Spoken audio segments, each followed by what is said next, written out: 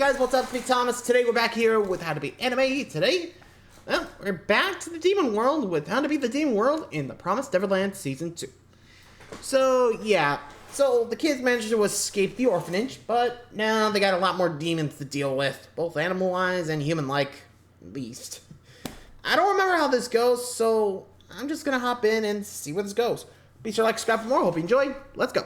If you were on the run from demon hunters, what would you do? The only home you ever knew is gone, and now you're in a demon world where everyone will hunt you down for food. I'm going to break down the mistakes made, what you should do, and how to beat the demon world in the Promised Neverland Season 2. These kids have no idea, but they're all about to die if they can't face the horrors in this demon world, because their freedom has never looked so horrifying. All of these kids are orphans, survivors from the human cattle farm known as Grace Field, and they try to survive everything that this deadly forest offers them, just as they stop to catch their breath. Just then, one of them fiddles with a pen, the very same pen that fellow orphan Norman, who's dead, left behind for them. With it, they activate a holographic image, deciphering the Morse code. The gang breaks it and finds a message offering to help the kids if they need it, from the same mysterious man from Season 1, William Minerva. The gang further breaks down the codex and figures out the coordinates of a mysterious place in the distance that they should head to. And with the gang having nothing else to rely on, they trust this eerie message and start making their way there. But suddenly, they see a giant monster coming for them. The children run for their lives and try to outwit this terrifying beast by splitting up.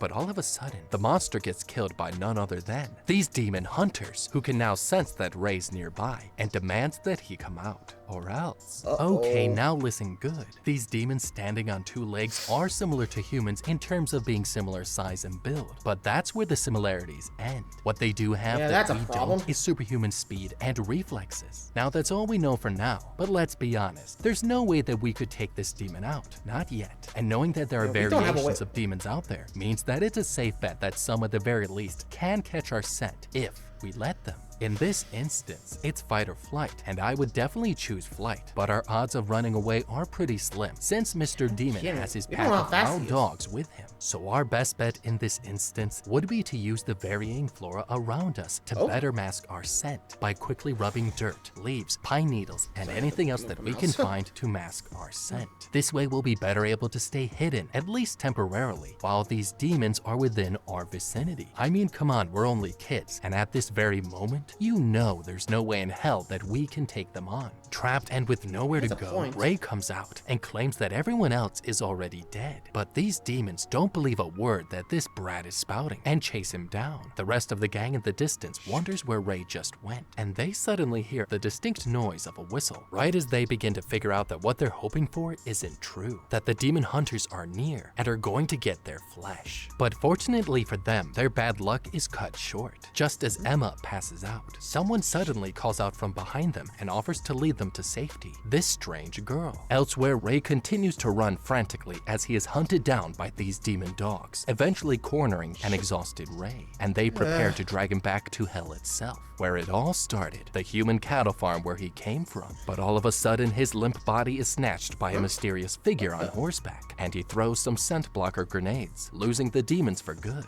But this isn't over, and the demons won't stop until they find them. Later. Well, sudden help from, well, two, I guess, friendly demons, which, I mean, I guess count your lucky stars, because, well, that was close. Because, frankly, I don't know if I trust the ones that are hunting us, because, frankly, oh boy, it ain't gonna end well for anybody. Anywho.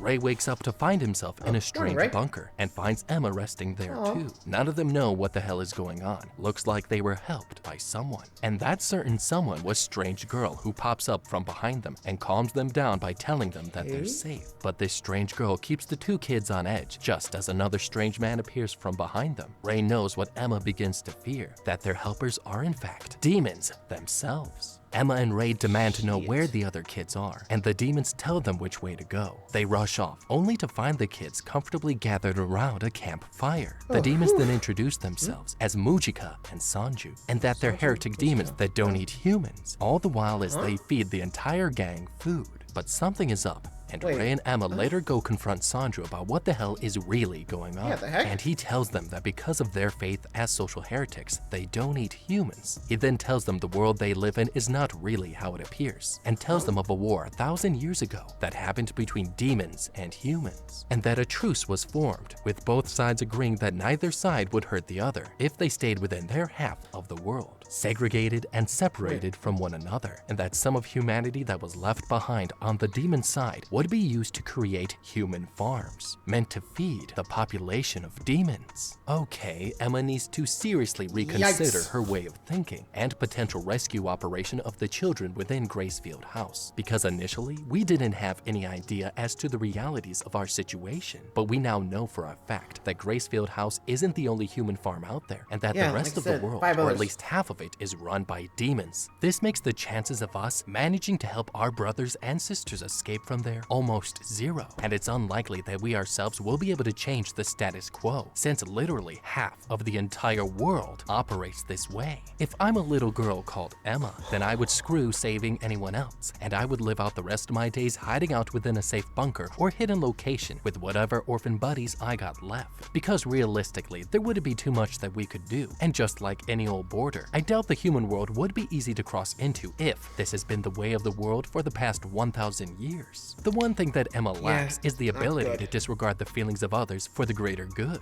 and this is one such trait that'll cost her dearly soon. Emma and Norman, yeah, that I'd be a little worried, about all that. Like, think about it.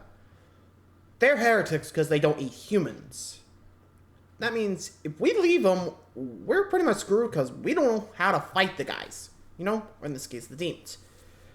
So I'm probably thinking, okay, how do we defend ourselves? How do we get out of here or something? I don't know if there's been any other place of okay, but actually, what as wait, how come you don't eat humans? Think about it. Those two are heretics because they don't eat, right? But they seem to find a meat. So does that mean they have a way to make sure the demons don't need to be eating humans? Think about it. From what they're describing, the demons need to eat humans to stay alive, right? Hence the farms.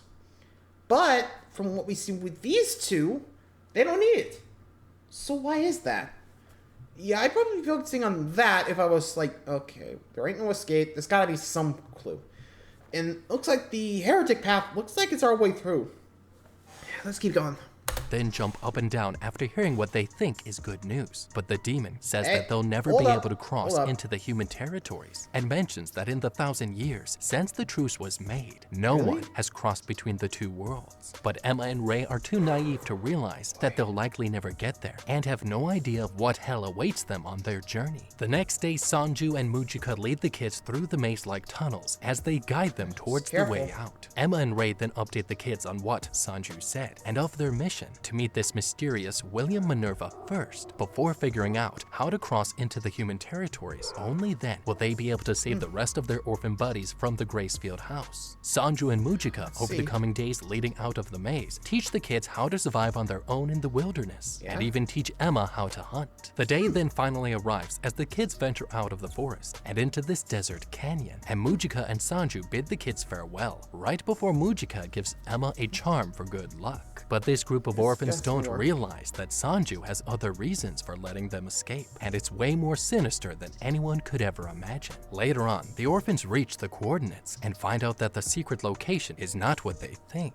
It's an underground bunker, and they discover the eerie entrance into its lair, and they begin to search the empty halls and corridors of this strange, cold place. But they're in luck, because they discover this place has everything they could ever need: food, security, soil for farming, water, and they even discover a letter which welcomes them on getting to this bunker by none other than William Minerva. This is insane. These kids have literally hit the jackpot and have found the ultimate bunker, but it can't be trusted just yet. And they should take the proper precautionary measures to make sure that this bunker truly has all the basics. They need to make sure that this place is truly self-sustainable, and they should also make a note to dispose of their scents from the ground trail leading up to the bunker entrance, as any scent has the potential to last for about 2 to 3 days on the ground and could get picked up by demon hunters if we fail to cover our shit up. And this problem can be taken care of with a homebrew brew mixture containing some 3% peroxide, distilled water, baking soda, and some unscented soap, if the last one is available. Now, when it comes to the actual bunker, these kids will need to check if there's proper air ventilation installed that will be able to last for weeks, if not months. They need to check a steady supply of water or water filtration. They should also check for perishable goods for starters, first aid, warm clothes, on the likely chance that their bunker does not contain some kind of crazy insulation between the walls. And did I mention, they'll also need tools for general maintenance and base repairs and batteries. Something tells me this place ain't gonna last long. I wouldn't count on us having a steady supply of electricity, and all of these kids need to start thinking about this before they let their guard down and relax. Ray then discovers a radio, which they use to listen in on the status of Gracefield House, knowing the exact time that their mom used to radio in. But they hear nothing of note, and they decide to check the radio daily for any updates on what is going on at their old orphanage. Later, Emma and the gang find a locked door with a keyhole and manage to open it with their pen, and they find a scary dark crimson red door before they get to a room with a phone booth and even a horrifying dead-end room with scribbles of the word help etched into the wall, along with a list of names carved right by it. Just then, the phone lets out a bellowing roar, and the gang holds their breath.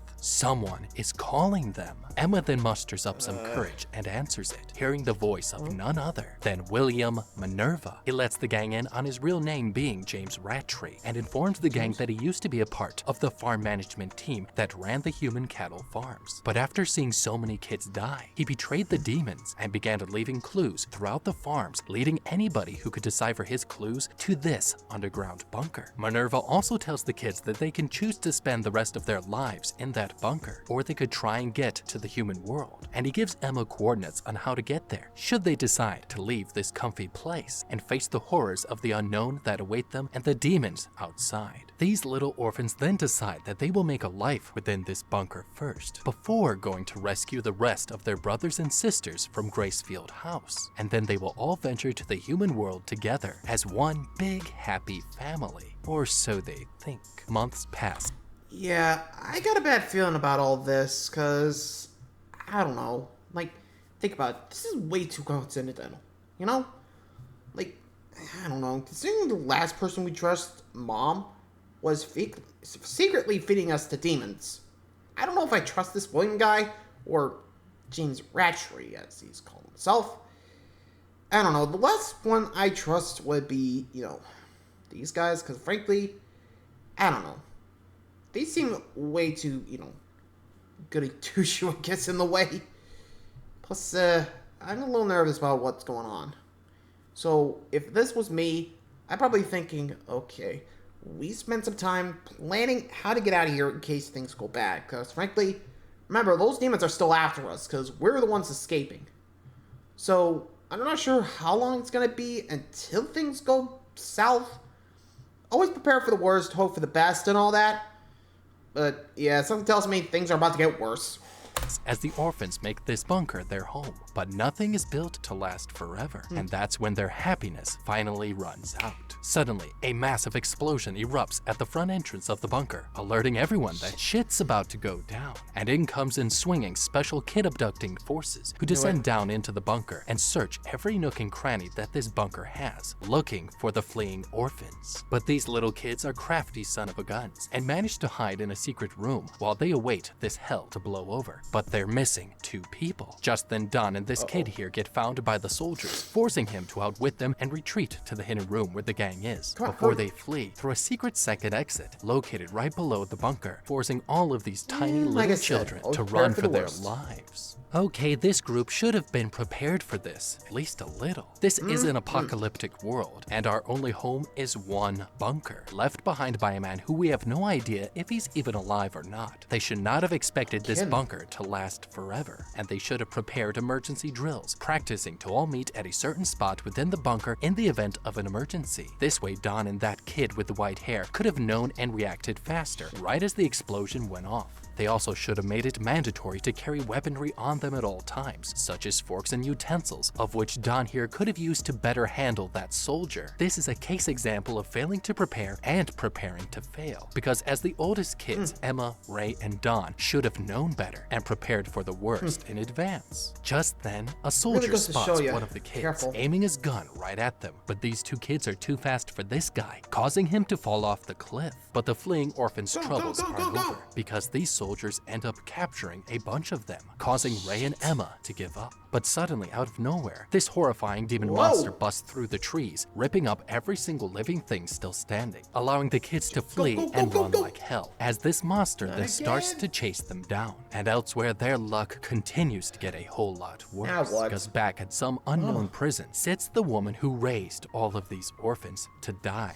Mother herself. And the demons make a deal. She'll get her freedom and the kill switch removed from inside her chest if she manages to catch every single orphan who once called her mother, and she accepts, vowing to hunt all of them down, no matter the cost. The next day, the kids make their way to a demon town and put on some disguises and sneak into the marketplace. The kids glare and peek around at all the various flesh-eating monsters who crave human flesh, but the kids notice something. These demons are in fact not that different from humans, as they go about their regular day, and even see some demon kids run past them, showing these orphans that the world is a little more complicated than they realize. The gang eventually makes it back to their hideout, a demon heretic church, where the rest of the fleeing orphans are hiding out, and they hand out what little food that they found. Emma is dying inside of the situation, wanting to give her family a better life. But the kids laugh off their sad situation, and Emma and Ray discuss their uncertain future. With little food and no hope, they can't go back to save the rest of the orphans from Gracefield House, not without a proper shelter. The next day, the group heads back to the demon marketplace to pick up some spices for their captured fish. But due to the wind currents, their scent gets discovered by these demons, who then begin to suspect that there are humans nearby, until suddenly a final gust of wind gives off their human scent for good.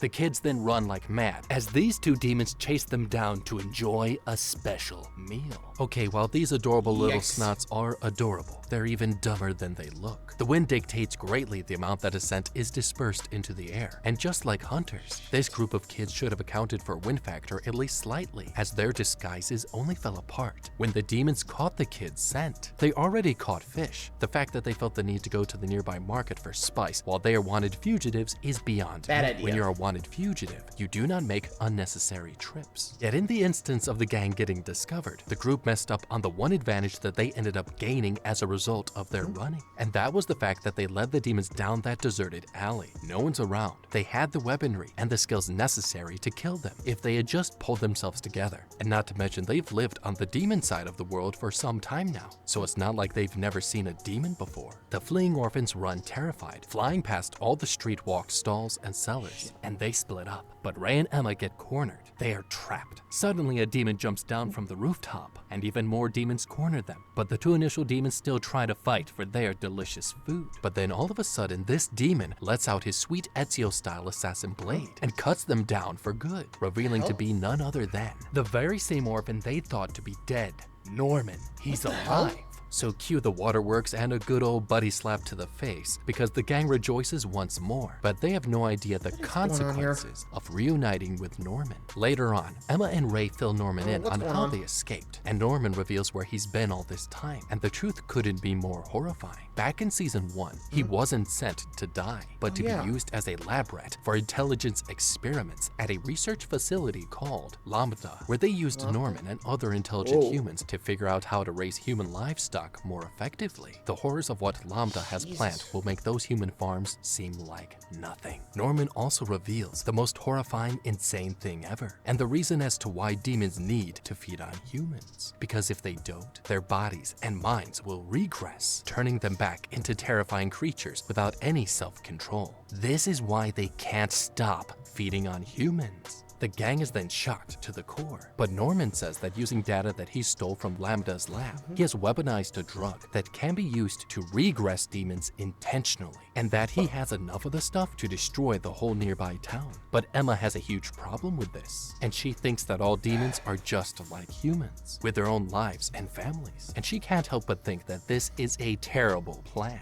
The next morning, Emma and Ray are introduced to a few of Norman's escapee friends that he also helped escape from Lambda's facility, and they come to realize that everyone here hates the demons and can't wait to kill every last one of them. But Emma finally gathers up the courage and tells Norman how she really feels, telling him that the demons are forced to eat brains to live, and that means that they're not that different from humans who simply want to survive, and that the humans have to be better than the demons if they are to coexist in this world.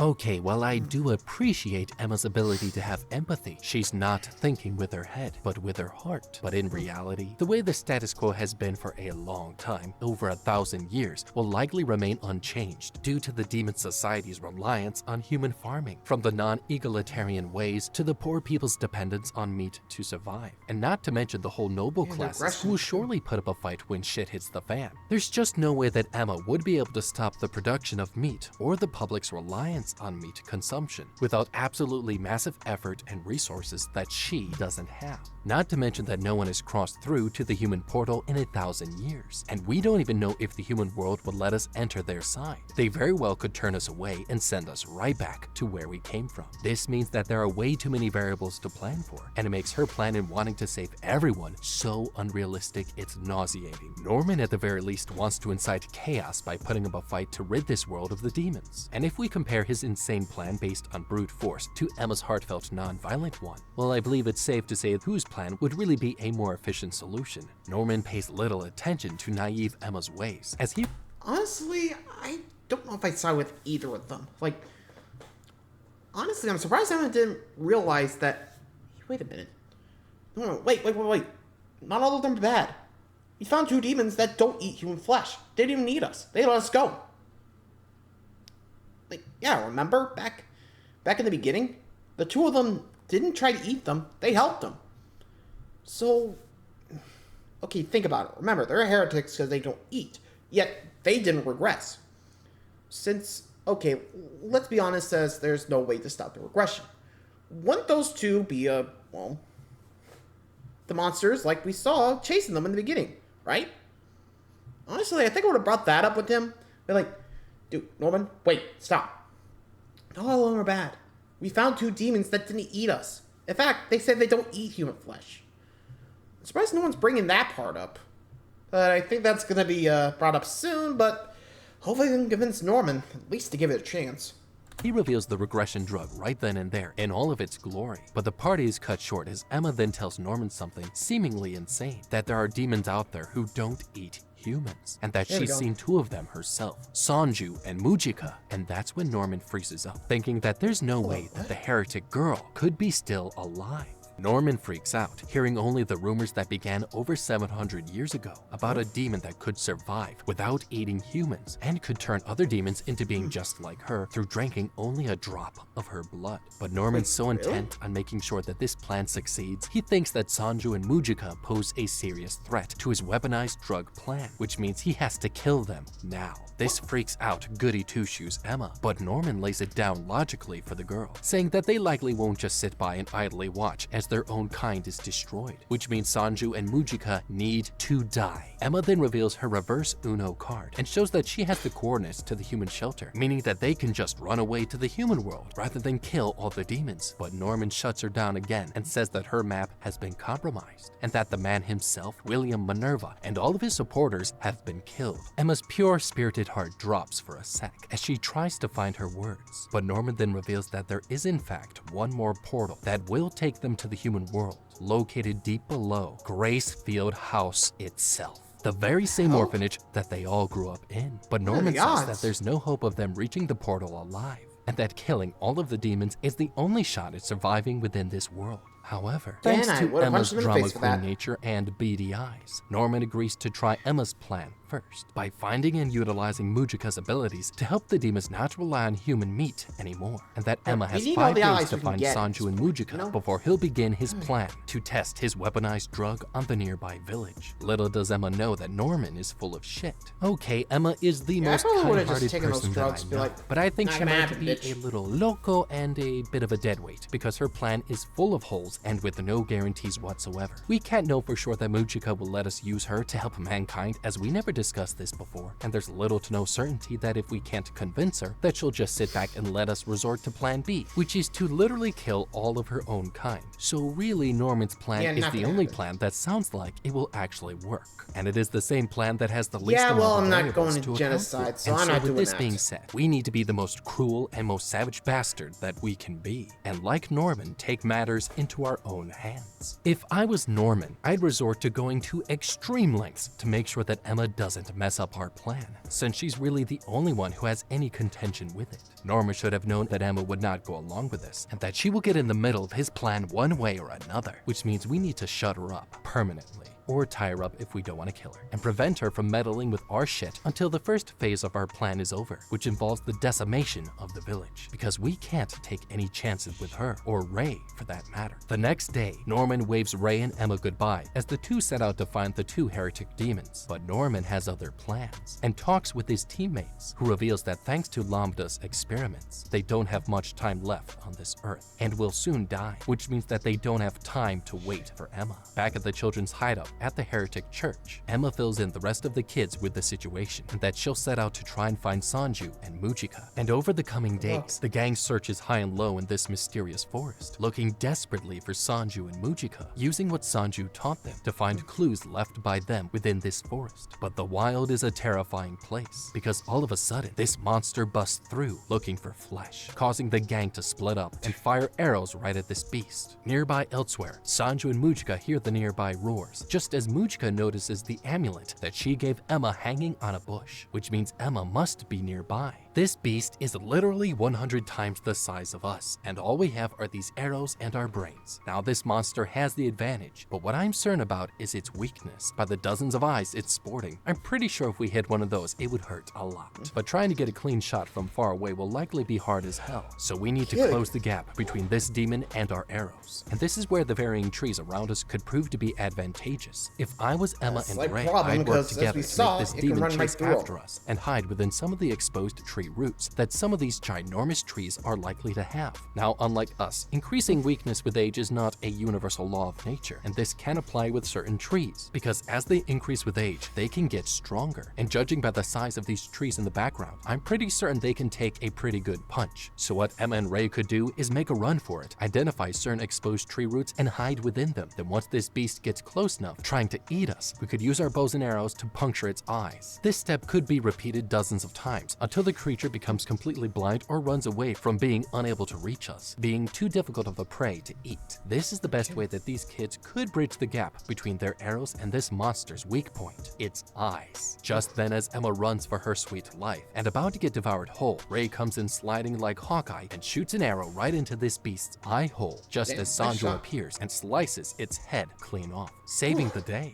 Mujika then comes to Emma's aid as she tells them that she needs their help, but the sweet moment is cut short by a large eruption in the distance, right where the demon village is. And it's at that moment that Emma and Ray realize that Norman lied to them, and the chaos ensues, as demons left and right throughout the village are plagued by the effects of the drug, losing their sanity, composure, and mind.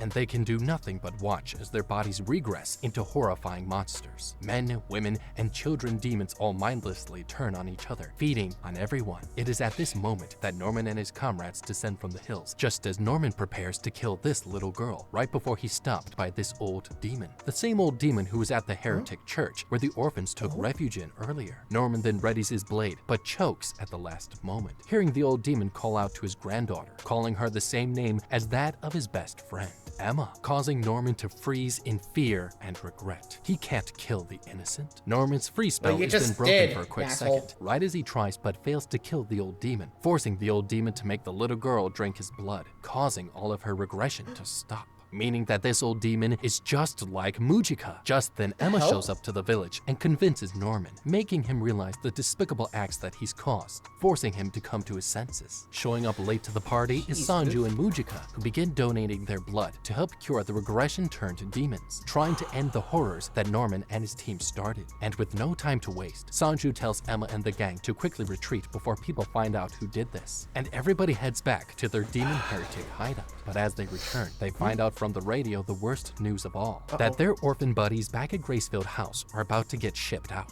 meaning they're about to get chopped up for meat. Little do they realize that this is all a part of their old nemesis, Mother's plans to lure the kids back to Gracefield House. The orphan gang then sits back and plans their attack, just as the old man demon appears and says that he too is a heretic demon with special blood, and that he found a device on the body of a facility worker who collapsed just outside of the facility that Norman escaped from, and gives it to Emma. He then rants about how he could have given his blood to the demons and saved them all these years, but was afraid of being exposed, basically siding with Emma and her team and making everything hunky-dory again. What's up, Anime Weebs? Dom and Albert here. We gotta chime in. You know, we can't let Griff have all the fun. So, Albert, tell me, what do you think about Season 2? What are your thoughts? I understand the criticism of Season 2 because Season 1 has so much great horror moments in it, but Season 2 feels more like an action movie. Well, at this point, the kids know what they're doing. You know, the jig is up. We know about the demons and all that. True. So it's about them fighting back. So, like, the mystery was kind of taken away. You know what I mean? And also, we don't know their overarching story because their goals keep shifting every episode. At first, they wanted to go to the bunker, and then they wanted to go to the human side, and then they wanted to free the demons. I think they should have had a better overarching goal that we could follow. That's true.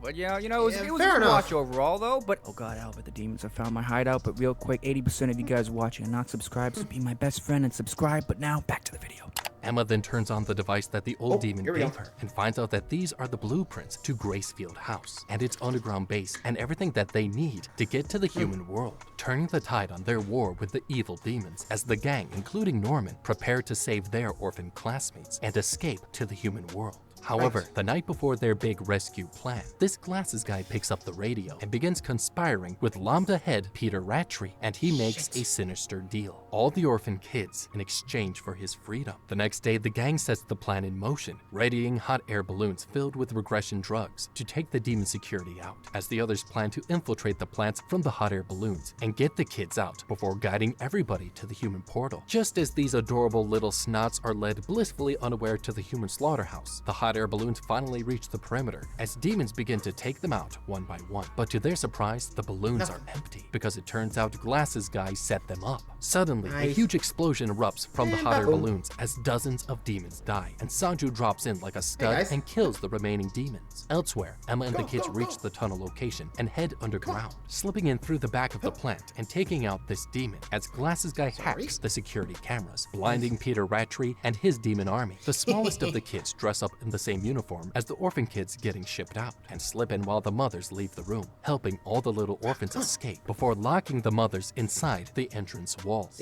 Everybody finally reaches the majestic portal hall entranceway, right as they get surrounded by an army of mothers. Looks like Peter Rattray and Mother were onto them from the start.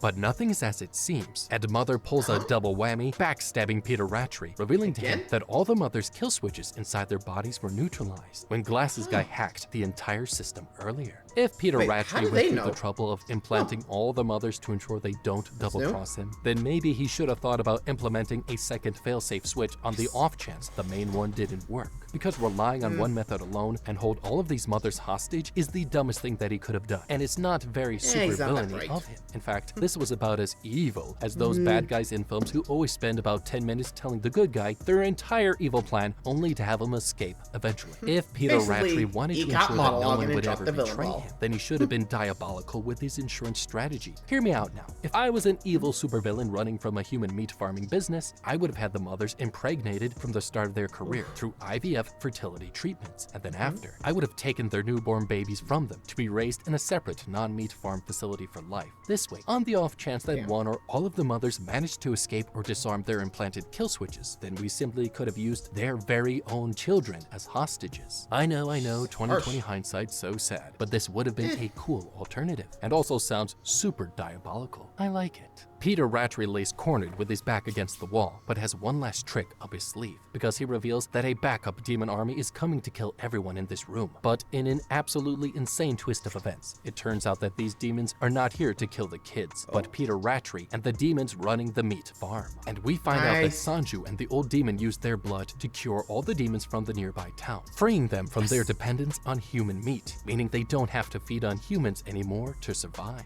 But Peter Rattray doesn't give two shits about any of this sweet news and condemns Emma and Ray, claiming that humans will simply destroy and mess everything up that they've worked so hard for, right as he exits stage left by slitting his own throat. Emma then forgives Mother for everything that she did and invites them and all the mothers to join them in the human world, an offer of which she gracefully accepts. But right before they enter the portal, Emma, Ray, Norman, and his teammates and some of the demons tell the little kids and Mother that they'll stay behind to rescue all the kids within the demon world, and that eventually they'll meet again. As the grand entrance portal door closes behind on Emma, as her and her crew set out to save the rest of the kids within the demon world and go to change the course of history for the first time in 1,000 years. And if you don't want to get... Hey, just because things haven't changed doesn't mean they can't. Well, I managed to save that one, though something tells me we won't be getting that third season. I think. I haven't heard much from it, so... what are you gonna do? Anyway, thanks for watching, guys. Till next time, see ya.